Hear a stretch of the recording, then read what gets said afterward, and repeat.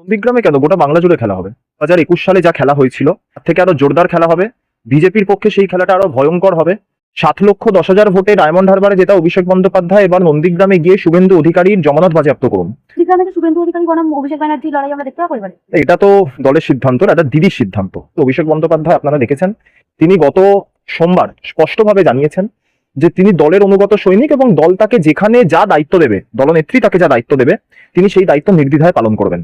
তো যদি মমতা বন্দ্যোপাধ্যায় মনে করেন যে অভিষেক বন্দ্যোপাধ্যায় নন্দীগ্রামে শুভেন্দুর বিরুদ্ধে প্রতিদ্বন্দ্বিতা করবে, আমরা তো চাই 7,10,000 ভোটে ডায়মন্ড হারবারে জেতা অভিষেক বন্দ্যোপাধ্যায় এবার নন্দীগ্রামে গিয়ে শুভেন্দু অধিকারীর জমানত বাজেয়াপ্ত করুন।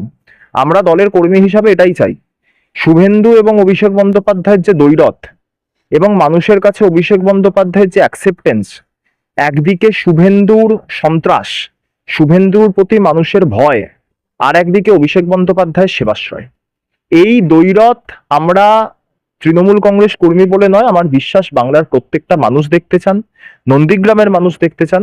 এবং সেটা যদি হয়, শুভেন্দু অধিকারী গতবারে যেটা বলেছিল যে তিনি নাকি মমতা বন্দ্যোপাধ্যায়কে 500,000 ভোটে হারাবেন, 1200 ভোটে মমতা বন্দ্যোপাধ্যায় জেতেন। তারপরের ইতিহাস আপনারা প্রত্যেকে জানেন, আপনারা সংবাদ মাধ্যমের সঙ্গে সম্পৃক্ত, সেই সময় হয়তো আপনি পড়াশোনার মধ্যে ছিলেন, বা যাই হোক, আমরা দেখেছি, আমরা যারা বিভিন্ন আমাদের নিজস্ব বিধানসভা কেন্দ্রে আমরা কাউন্টিং হলে ছিলাম, 1200 ভোটে দিদি জিতলেন।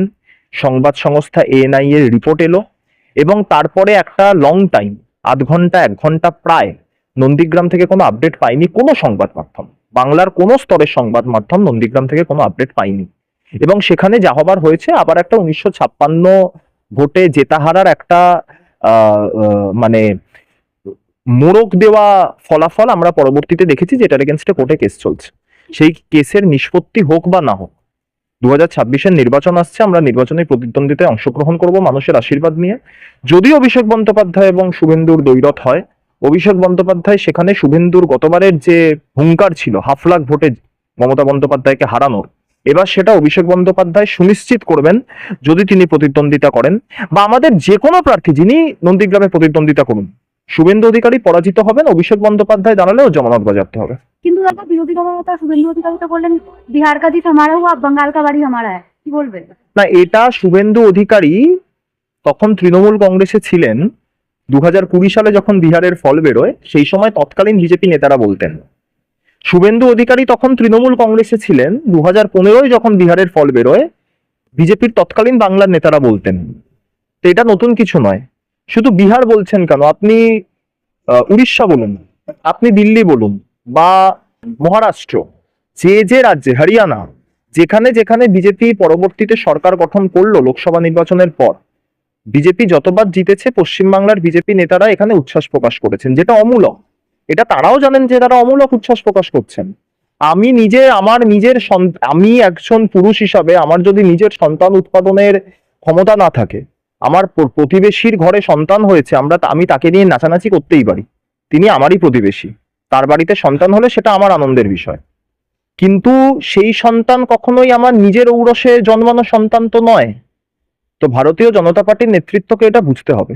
যদিও এই সন্তান উৎপাদন, পিতা হবার যে আনন্দ, একজন পুরুষের যে পূর্ণতা, এটা শুভেন্দু অধিকারী অনুভব নাই করতে পারেন, উনি অকৃতদার।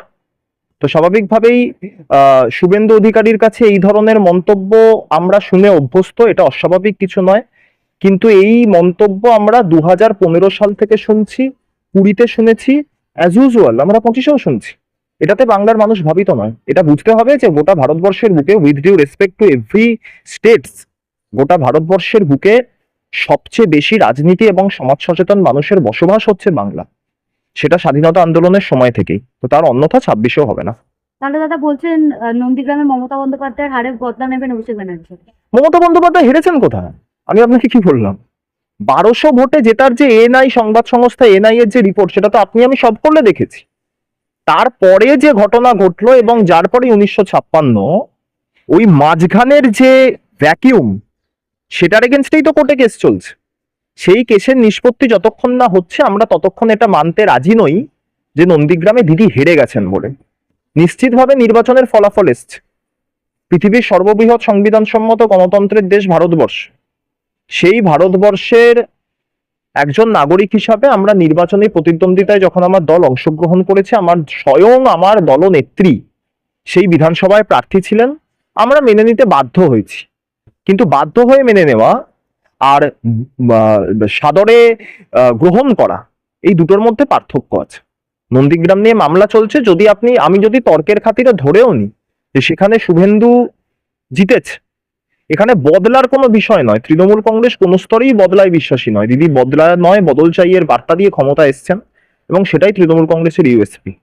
কিন্তু নন্দীগ্রামকে 2007-এর থেকেও ভয়ঙ্কর সন্ত্রাসযুক্ত এলাকায় যে পরিণত করার চেষ্টা করছে, তার বিরুদ্ধে যে সর্বাত্মক আন্দোলন আমরা করছি, আমাদের সেখানকার যারা নেতৃত্ব দিচ্ছেন, নন্দীগ্রামে আমাদের কোর কমিটি আছে ব্লকে 1 এবং 2, এবং তার সাথে যে সমস্ত কর্মীরা, যে সমস্ত তৃণমূল কর্মী যাদের বিরুদ্ধে নন্দীগ্রামে কেসের পর কেস দিয়েছে শুভেন্দু, শুধুমাত্র নিজের ভারী অর্থের সুটকেসের ওপর নির্ভর করে, তাদেরকে মুক্তি দেওয়া, এবং নন্দীগ্রামের যে রক্তস্নাত মাটি যা বাংলার পরিবর্তনকে নেতৃত্ব দিয়েছিল, সেই মাটির ঋত গৌরবকে পুনরুদ্ধার করার স্বার্থে যে তৃণমূল কংগ্রেস প্রার্থী ওখানে যিনিই হবেন 2026-এ, তিনি শুভেন্দুকে পর্যদস্ত করবেন। অভিষেক বন্দ্যোপাধ্যায় যদি হন, তাহলে শুভেন্দুকে তিনি এমন ভাবেই পর্যদস্ত করবেন যাতে জীবনের বাকি দিনগুলি শুভেন্দু অধিকারী মাথা উঁচু করে তার কাঁথির বাড়ির বাইরে, শান্তিকুঞ্জের বাইরে বেরোতে পারবেন না। আমরা দেখেছি শুভেন্দু অধিকারীর নেতৃত্বে 45 জন বিজেপি বিধায়ক সিইও দপ্তরে গেছিলেন এবং বিভিন্ন বেনিয়মের অভিযোগ তুলেছেন। কি বলবেন এটা নিয়ে? না, এটা তো আমরা বিজেপিকে ধন্যবাদ জানাচ্ছি। বিজেপি এটা প্রমাণ করে দিয়েছে যে এসআইআর প্রক্রিয়াকে রিগ করা যায়। যে এসআইআর প্রক্রিয়া এতটা ফুলপ্রুফ বলে ওনাদের দাবি ছিল বিহারের সময়, আজকে ওনারা নিজেই প্রমাণ করে দিলেন যে এসআইআর কে রিগ করা যাচ্ছে। এবার আমি আপনাদের মাধ্যমে বাংলার মানুষকে বলছি যে তৃণমূল কংগ্রেসকে বিজেপি বলে যে আমরা একটা আঞ্চলিক দল, বা ওনারা আরো ছোট করার জন্য বলে তৃণমূল কংগ্রেস নাকি শুধুমাত্র দক্ষিণ কলকাতার দল, বিজেপির ভাষায়। তো বিজেপির ভাষায় একটা দক্ষিণ কলকাতার পাড়ার মোড়ের দল তৃণমূল কংগ্রেস যদি গোটা এসআইআর প্রক্রিয়াকে রিগ করতে পারে, এসআইআর প্রক্রিয়াকে প্রভাবিত করতে পারে নিজেদের রাজনৈতিক এবং প্রশাসনিক মেশিনারিকে কাজে লাগিয়ে, তাহলে বাংলার মানুষ বিচার করুন যে ভারতবর্ষের 28টা রাজ্যের মধ্যে প্রায় 18-20টা রাজ্যে যেখানে বিজেপির ডবল ইঞ্জিন সরকার, তাদের নিজেদের কেন্দ্রীয় সরকার, তাদের প্রধানমন্ত্রী, স্বরাষ্ট্রমন্ত্রী, গোটা কেন্দ্রের সরকার চলছে, তাদের হাতে ইডি সিবিআই এবং স্বায়ত্তশাসিত সংস্থা অটোনমাস বডি আমাদের জাতীয় নির্বাচন কমিশন, সেটার উপরও তাদের প্রভাব, এটাগুলো তো সর্বজন বিদিত। এবার বক্তব্য হচ্ছে তৃণমূল কংগ্রেস একটা রাজ্যের দল হয়ে যদি এসআইআর কে রিগ করতে পারে বিজেপির কথা অনুযায়ী, তাহলে মানুষ বিচার করে দেখুন যে বিজেপি তাদের শাসিত রাজ্যে বা তাদের জোট সরকারের রাজ্যগুলোতে এসআইআর কে কতটা রিগ করেছেন, কতটা প্রভাবিত করেছেন। অর্থাৎ যে অভিযোগ আমরা বিজেপির বিরুদ্ধে বারংবার করছি, শুভেন্দু অধিকারী তার 45 জন বিধায়কের দলকে গত পরশু কবে একটা গিয়েছিলেন আমার মনে নেই এক্স্যাক্টলি, সেদিন রাজ্য নির্বাচন কমিশনের অফিসে গিয়ে তৃণমূল কংগ্রেসের যে বক্তব্য সেটাকে সত্য প্রমাণ করে দিয়েছেন। এর জন্য আমরা বিজেপিকে ধন্যবাদ জানাই। অন্য রাজ্যের আধিকারিক এনে কাজ করার দাবি তুলেছেন শুভেন্দু, কি বলবেন এটা নিয়ে? না, কিছুই বলার নেই। এরা যে বিগত দিনের পরাজয় থেকে আত্মসমালোচনা না করে কোনো শিক্ষা গ্রহণ করে না, এর থেকে প্রমাণিত। 2021-এর বিধানসভা, 2024-এর লোকসভা, এটা বাইরে থেকে নেতা এনে, বাইরে থেকে আধিকারিক এনে ভোট করিয়েছিল। তো ফলাফল তো আপনাদের সামনে আছে। 26-এ আনছেন, ভালো, আমাদের জন্য ভালো, আমরা তো ধন্যবাদ জানাবো বিজেপিকে। 2021 এবং 24-এ যে ফলাফল হয়েছে, 26-এও তারই পুনরাবৃত্তি হবে। আমরা বিজেপিকে ধন্যবাদ জানাচ্ছি এবং বিজেপিকে এটাও বলছি, এরকম গবেট মাথা সম্পন্ন রাজনৈতিক নেতাদের নিয়ে বাংলার মাটি দখল করা যায় না। সিইও দপ্তরের সামনে যখন শুভেন্দু অধিকারী গেছিলেন তখন গো ব্যাক স্লোগান তুলেছিলেন এবং চোর চোর বলে স্লোগান তুলেছিলেন বিএলওদের একাংশ। কি বলছেন? বিএলওদের উচিত এই ভারতবর্ষের মস্ত বড় চোরটার বিরুদ্ধে নির্বাচন কমিশনের দ্বারস্থ হওয়া। আমি যেরকম, আমি আপনাকে সেরকম মনে করব, আপনি যেরকম, আপনি আমাকে সেরকম মনে করবেন। তো শুভেন্দু নিজে চোর, তো সবাইকে চোর মনে করে, তো সেই জন্যই চোর চোর করে স্লোগান দিয়েছে।